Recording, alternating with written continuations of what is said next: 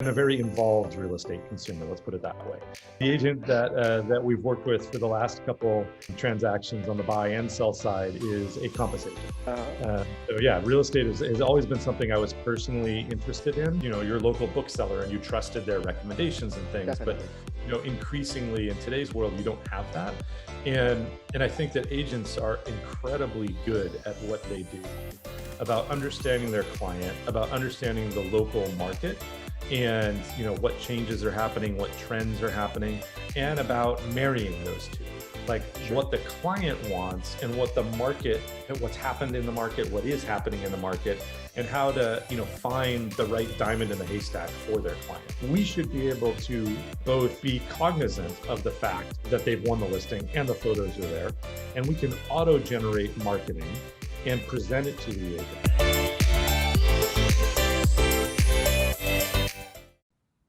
Thank you very much, Talk. Really thrilled to be here. Thanks for joining. I really appreciate it. Where are you right now? You're in Seattle? I'm in Seattle, exactly. Okay. Are you ever going to plan to move back into New York City, or do you plan on working from our Seattle office? Once they allow us to travel again, I'll be splitting time between Seattle and New York. Okay, that's great. That's good. I'm assuming throughout your career you visited New York City many times. I'm assuming. Many times. Exactly. Okay. Good. Love New York. Yeah. So just to get started here, what I want to do is, just for the listeners, I want to do a couple quick hitters. We call these warm-up questions. We do it with everybody that joins on the podcast. So maybe answer them within a minute each. So where were you born and where did you grow up? I was born in New England and grew up in Seattle. My folks moved out to Seattle when I was 6 years old. Got it. Okay. So as a 6-year-old kid in Seattle, what were you like as a child? Let's see. Curious. Loved the outdoors. Spent a lot of time running around the neighborhood, playing sports, and doing the traditional things that a little kid does, a little boy does. Right. Well, speaking of sports, do you have a sports team specifically that you root for? I have a couple, actually. So when I was a kid, it was definitely the Seattle Sonics, the Supersonics. Supersonics, okay, throwback. And yeah, when the Sonics won their first and only NBA title back in '79, that was a watershed moment for me as a little kid. And actually, right. Kevin Durant ended up living across the street, long after I had moved out of my parents' house. But he lived across the street from my parents when he was first drafted by the Sonics. Right. Have Seahawks season tickets, so a big Hawks fan. You're a big Hawks fan. Then I'm a big fan of soccer as well. Primarily, actually, European soccer or football. I'm an Arsenal fan for 30 plus years, and then also of the Sounders here in Seattle. Okay, so you're basically mostly a Washington State sports fan. So good for you. Mostly, yes. Yeah. Okay. Well, with the Seahawks going into the playoffs, wishing you best of luck. And thank you. I am somewhat of a rival to you. I'm a diehard Washington football team fan, and we are in the same NFC division. So I have it in my heart that we've lost to the Seahawks every time we've gone to the playoffs somehow in the last 10 years. It always somehow ends at Seattle. So anyway, okay. And then, so what was your first job out of college? My first job out of college was as a writer in advertising. Did some freelance work, and then also worked for Nordstrom, the fashion department store, in their advertising division. Were you involved in journalism or something of English or something of that sort? And I was an English major, and then also was the editor for our college newspaper and worked on my high school newspaper prior to that. Gotcha. Okay, great. Hardest or worst job in your life? Wow. Hardest or worst job? I would say not probably the one that he spent 23 years at. I'll go with I'll switch the question a little bit and go with the most boring job of my life, which made it hard because it was boring. One summer in college, I had like 3 or 4 different jobs. And one of them was working on the Seattle waterfront, which has a bunch of sort of tourist piers. Yeah, where the Pike Place Fish Market is. A little below, below the Pike Place Market. And and I worked in Yield Curiosity Shop, which was like meant to recreate like the gold rush times of of the 1800s. And that job, you would sort of switch between different shops, but there were hardly any people who ever came through some of them. And so it was mind-numbingly boring. Okay. Interesting. Uh, okay, so as a tech guy, switching gears, Uber or Lyft? Uber or Lyft? I use both, actually. I Okay, will both evenly. switch between the Uh, two of them. okay, More often Uber, but I'm not loyal to one. okay, fair market player, got it. I haven't checked your handles, but Facebook, Twitter, or Instagram. I hardly use any of them, actually. You know, it's I'm not interesting. It's a so many big tech social people don't media use person. them. So many tech executives don't use social media. Yeah, Are, it's never been a big thing for me, and okay, so yeah, I would say between the three, the ones that I use the most, which is still very sparingly, would be Facebook and Instagram. got it. Okay, interesting. Uh, our old CTO at Compass also never had any social media presence at all. So you just kind of find that interesting. Uh, if you were a tourist in Seattle, what would be the favorite thing you would do? The most favorite thing you would do if, let's just say, you were a tourist or you had friends coming in from out of town. If I had friends coming in from out of town or were a tourist, I would definitely go visit Pike Place Market. And Yes. then I would, because I think it's just a really unique space. It gives you a really good sense of what Seattle is like, and all these little shops. Obviously, the famous flying fish as people throw their salmon Yeah. orders, and then walk from there down to the waterfront and walk Yeah. along the piers. And go up to the Olympic Sculpture Park, which is right on Elliott Bay and has an amazing view of the Olympic Mountains Right. across the Sound. It's a So little that would north be of my that, right? day in Seattle. Yeah. Yeah. Okay. Okay. Why did they throw the fish in the market? What is that about? So there's this famous fresh fish stall in the market that's right sort of at the corner of Yeah, the I see market, that. the hub Yeah, of the and they just market. flow it. They throw it over the ice.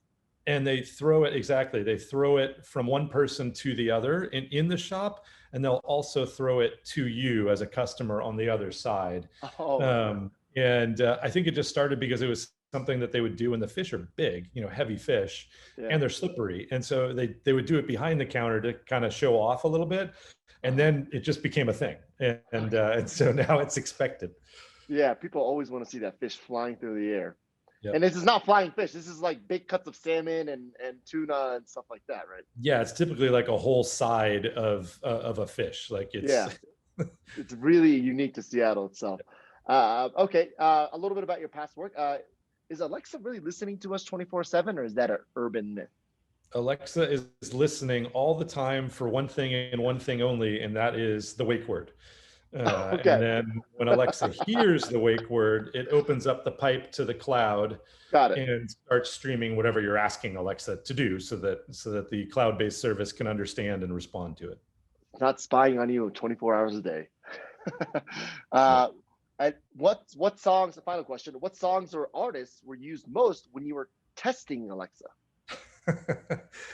That's a great question. One of the recurring jokes early on in the development of Alexa was songs by Sting.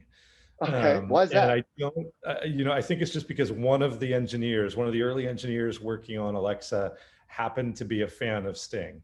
And so we Okay, definitely heard a lot of Sting and the all right, Police. My all right, musical okay. tastes are all over the map. And as we were developing it, and trying to fine tune the speech recognition and natural language understanding, being a data driven tech person, I would create spreadsheets of Mhm. artists and song names and album names and just test Alexa repeatedly to see if we got it right. And then if we didn't, I would report it and okay, we didn't get this right. Like, what's wrong? How do we fix the model? How do we improve it? So I tested Alexa with hundreds and hundreds of artists and songs and album names. Got it. So it's not necessarily just one. I mean, Sting, obviously, but not necessarily just one artist in particular. But you have to kind of go all spectrums. All right, very Got to go cool. All right. broad. Yeah, got to go broad. So Let's start into our main questions here. This main section. We're going to do a little bit more of a deep dive into, what you're doing here at Compass, and how what you did in the past kind of translates to the present. Our first question is, not only did you leave Amazon and come to Compass, a much smaller company, obviously in its very, very early stages still at this point. You started right in the beginning of the pandemic. I mean, I read about you joining us, I think, in April, early April. So you made a move. You made this move from this established company during a very ambiguous time. Were you nervous at all? And did you have any support from your family about this? Because it seems like it's a little bit more of a risky time to do anything. Even can't even travel. I'm sure you didn't even see the team in New York City when you decided to join our team. Yeah, it certainly was an interesting time to onboard for sure. Yeah. But I had a great support from my wife and from my family in doing that. I'd had a fantastic career at Amazon, was very fortunate to have worked on a bunch of different areas. But my wife absolutely encouraged me to make the jump, just to go do something new. And Robert, when he and I were talking about the opportunity, I really felt like it was a good chance for me to take some of the things that I had learned at Amazon and apply them at a company that was at a much earlier stage of its growth, and help it along that journey to hopefully achieve some measure of the success that Amazon achieved over its lifetime. Obviously Amazon is one of the largest companies in the world now, and Compass can be incredibly successful while only achieving even a small fraction of that growth. But I'm immensely bullish about the opportunity that we have in front of us here at Compass. And that to me was one of the most exciting reasons to join. I still haven't met my team in New York, and so I'm looking forward to doing that. Yeah. I haven't met my team in Seattle, for that matter either. Okay. It's been a little bit bizarre, as it has for all of us, adjusting to these last 8 or 9 months. But it's good. I've been really proud of the way that the team has been able to adapt to COVID and still produce and build and create great technology that helps make our customers, our agents' lives easier. That to me is really rewarding to see. And as a product person, that's what you want. You want to feel like your product is making a difference for the people that you're building it for, and that it's help solving pain points for them and helping them grow their business. So that's been really gratifying to see. When you came to Compass, I mean, before you even signed the dotted line, did you think, okay, what exactly are they building? And did you even hear about us before you even heard about Compass? Did you know about Compass before someone approached you about it? Oh yeah. I mean, Compass, both because Compass has a presence here in Seattle, and actually a good friend of ours is a Compass agent. Oh, good. But also I had read about Compass in the sort of technology press, so I'd seen some of the articles about Compass and had some awareness of it. But I'm sure it's hard. Isn't it hard to see it from the outside what we're actually building? You're coming in as a product manager. You still, what, I guess, were you not afraid of the fact that you weren't quite sure what you were getting into in terms of products of what the brokers are using at Compass? People think, oh, we have another, from the outside, they think they hired another tech executive. They're building tools to potentially replace brokers or, make the aggregators more powerful. Did you have any knowledge or any insight into that prior to joining? Well, actually, in my very first conversation with Robert, one of the things that became very clear to me in that conversation was that Robert had a clear view of who the customer was, and that the agent was the customer, and that we were building for the agent. And that resonated actually immensely with me for two reasons. Like, one, I came from two companies, Amazon and Nordstrom, who are very customer focused and have built their reputation around being very customer centric in their businesses. And so that to me is the right way to run a business, and it was very appealing to me. Two, it was interesting to me because a lot of the typical technology play is that you map out a value chain of an industry, and then you figure out which part of the value chain you're going to remove and replace with technology. And if you think about some of the other companies that have approached the real estate space, their approach has been more similar to that traditional technology approach. And so I thought it was actually very interesting and counterintuitive that Compass was focused on actually reinforcing the Yeah. value of the and as I thought about it more and through the conversations with Robert, that made a lot of sense to me. For a couple of reasons. One, it's it's not a transaction that as a client, as an end consumer, you go through that many times in your life, and so you don't get deep familiarity with it. Yeah. Yeah. Unlike a lot of other things, like you can envision buying something on the internet if you've bought something from a catalog, and now people are like, a catalog, what is that? And so All right. that's how far we've come, right? Two, it's the most expensive transaction you ever go through in your life. So it's really important that you get it right. You can't return it if you don't like it. You can sell it, but you can't return it. You can't take it back.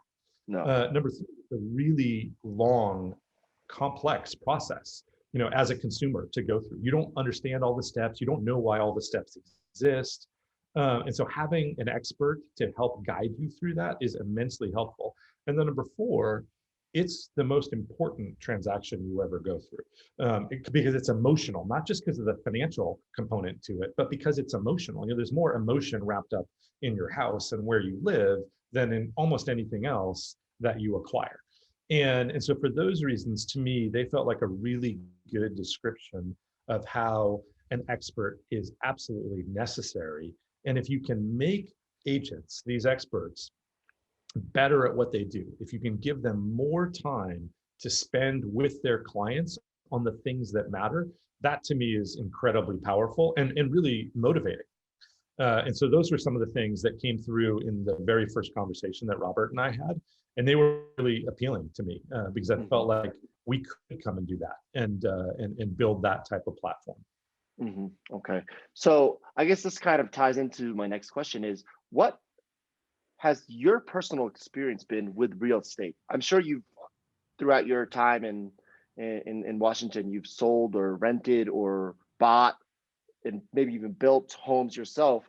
What has your relationship with real estate been thus far? And have you also worked with brokers in your life?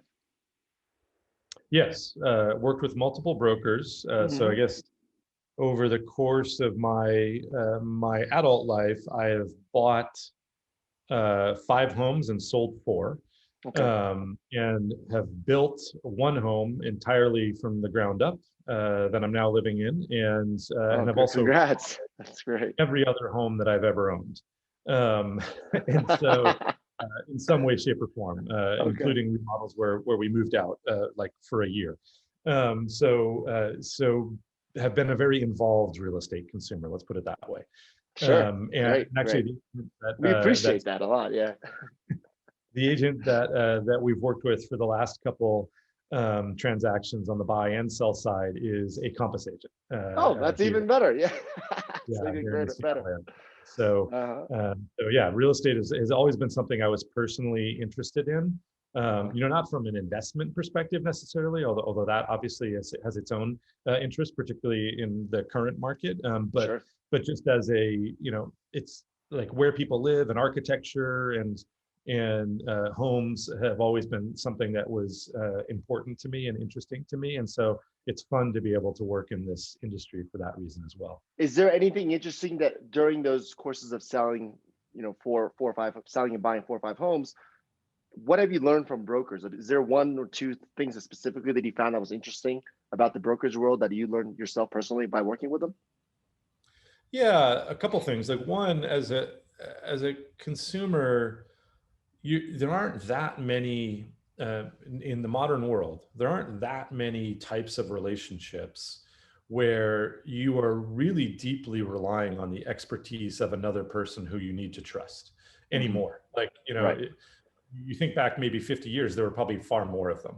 Like you might have a relationship with, your local bookseller and you trusted their recommendations and things. Definitely. But, increasingly in today's world, you don't have that. And I think that agents are incredibly good at what they do, about understanding their client, about understanding the local market, and what changes are happening, what trends are happening, and about marrying those two. like Sure. what the client wants and what the market, what's happened in the market, what is happening in the market, and how to, find the right diamond in the haystack for their client. If they're trying to buy a home, or in the case of somebody who's trying to sell a home, hey, here's how we can position your home within the market. And in a market like today's, which is very much a seller's market in most areas within the company, or the country rather, in Yeah. the Yeah. it's much easier to do that. Yeah. But at times when it's not that way, that expertise makes a massive difference. And even in today's market, it's still really important to be able to find the right potential buyers, Hmm. and get them interested in your home, so you can help your client, sell the home at the price they want to accomplish, and in as fast a time as possible. Right. Right. That's exactly right. Yes. In an age of tech, not everything is still listed online per se. That's So right. having that off market knowledge, or the knowledge of the neighborhood the transformation of the neighborhood, and things like that, that impacts the valuation of your home, is certainly important. Yeah, and So as yeah, an go ahead. example of that, like our current home, we had been looking for a lot with some specific characteristics for a number of years, and our agent, our Compass agent, Kelly Weisfield, showed us off-market properties during that time.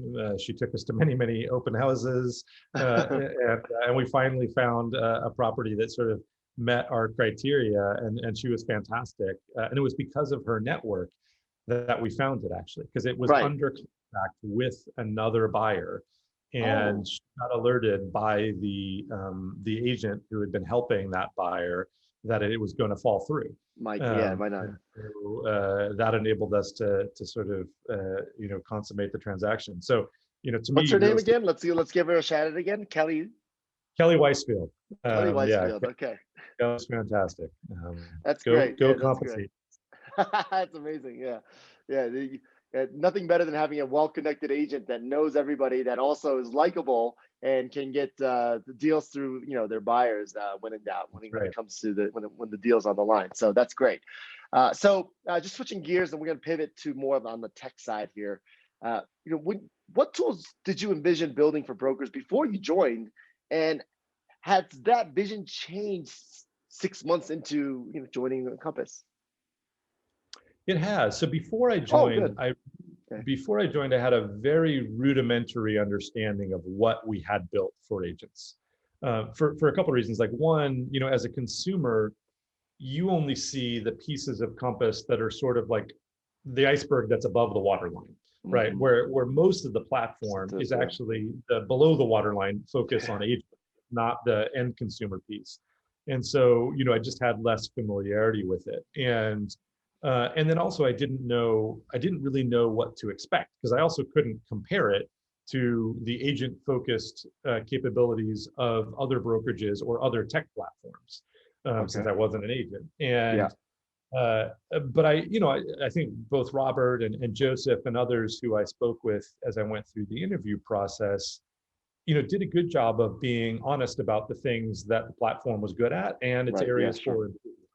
And Hmm. that's one of the things that is really appealing to me about Compass and the culture, is that people are very, very good about being upfront and honest about what works well, and hey, we got to improve this. It's not working the way we want it to. And I would say that a couple things that became clear to me, after joining. One, I think we've built a number of solutions to pieces of an agent's workflow that are powerful. But I think there's an immense amount of further improvement that we can do through better integration of tools and capabilities to better map to an agent's workflow Do you have an versus example? having. Sure. So I'll give an example of something that the team is going to roll out in the next month or so. Sure. Um, when an agent wins a listing, we know they've won the listing. It comes through the MLS feed, the photos get uploaded. But then if an agent wants to go market that listing, which of course they do, they need to go to Marketing Center and create the marketing pieces that they want to use, Campaign. the Sure. collateral, whether it's a digital ad or a print ad or a postcard, Hmm. brochure, whatever it might be. Sure. We should be able to both be cognizant of the fact that they've won the listing and the photos are there, and we can auto generate marketing and present it to the agent. Not necessarily that the agent is going to use the auto-generated version off the bat every time, but that it makes it much easier for them to just go tweak a couple things. Sort of in the same way that with like video generator, you can auto-generate a video from the still photos of any listing. And then you can go in and if you want to tweak, some of the wording on it or pick different music, whatever it might be, the photo order, you can do that. And it's very simple. So that to me is an example of sort of anticipating the agent's workflow and the agent's needs to make their life simpler and give them more time to spend with the client. Like our goal should be that an agent has to spend as little time as possible using any given tool to get the maximum outcome for that tool. And that's a lofty goal, of course. But that's the journey that we're on, and we want to keep making continuous improvement on it. Robert Refkin, for those listening, has always preached, even back 6 years ago, 7 years ago, same thing. Agents should not, as much as possible, they should not be working on the quote unquote arts and crafts or the back end of the business. They should be out selling, they should be out meeting people, they should be out pitching. And you're exactly right. If a high volume listing site agent has, they list, let's just say 10 homes a month, and that process takes 5% of their day, that lowering that 5% to 1% of their day is a significant trade-off of time, which enables them to focus on their core tasks. So that's certainly a good tool, and more tools like that obviously definitely helps, not just our clients, but also helps our business. Yeah, give agents like more time to spend with their clients, and help make it easier for agents to win more clients. Right. Through using contacts and CRM and action plans, and making it much easier for them to stay in touch with their sphere. Exactly. Yeah. So yeah, that's I've been loving the CRM tools as well as of late. And then as far as obviously we have our own challenges, and then as an industry, they have their own challenges. One of the biggest hot topics right now amongst the big firms, especially in our region, where the larger firms like Element, Corcoran, Brown Harris, Stevens, and Compass, we all have kind of this different and difficult relationship with aggregators. So in your view, now that you're 6 months into Compass, what are your thoughts on aggregators? To you, are they an ally or foe? And what have you learned about them since joining Compass? I think that a couple things. One, as companies grow and move into different areas, they often have areas of collaboration with other companies in the space, and areas of competition with those same companies. And I think that's just natural because companies always have a goal of continuing to grow their business and improve it.